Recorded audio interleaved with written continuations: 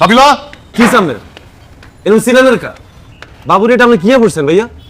Nightie বেটা কোন অন্তর তো গাইছে কি টোকা আইছি বিদেশ থেকে আনাইছি। ওই বেটা কই আদাস ওই আমার ওয়াশরুমে ঢুইকা আকাম করছে, তুই আর বিচার করবি কাবিলা? না না ভাই ইয়ার অসুবিধা যায় না, কোনো আগামী করি না।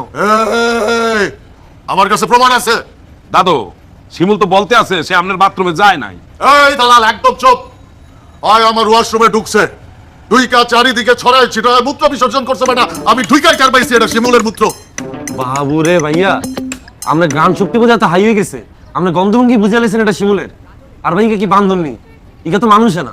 আমার ওয়াশরুমে ঢুকি কে কিচ্ছে বাথরুমে না করছে, তো সমস্যা কি? আমি তো সবাই কয়া দিছি যে আমার ওয়াশরুম কেউ ইউজ করতে পারবো না। আর এই হালাই তো ওয়াশরুম ইউজ করার নিয়ম কানুনই জানে না। ওয়াশরুমে ঢুইকা কমোডের ঢাকনাটা আস্তে করে তুলতে হয় যাতে শব্দ না হয়, তারপরে মলমূত্র বিসর্জন করতে হয়, তারপরে ফ্লাশ করতে হয়, সিটটা ভালো মতো ধুয়া টিস্যু দিয়া মুছা রাখতে হয়, তারপরে হ্যান্ড ওয়াশ দিয়া ভালো করে হাত ধুয়া এয়ার ফ্রেশনারে একটা চাপ দিয়া বাইরে যাইতে হয়। এটা তো এই হালাই জানা না, জানবো কেমনে? হালাই তো একটা খ্যাত। দাদু বাথরুমে ঢুকে এরকম ক্যাসাল করার কি আছে? আমরা তো এসব করি না। কেমনে করবি? তুইও তো খাত বেটা।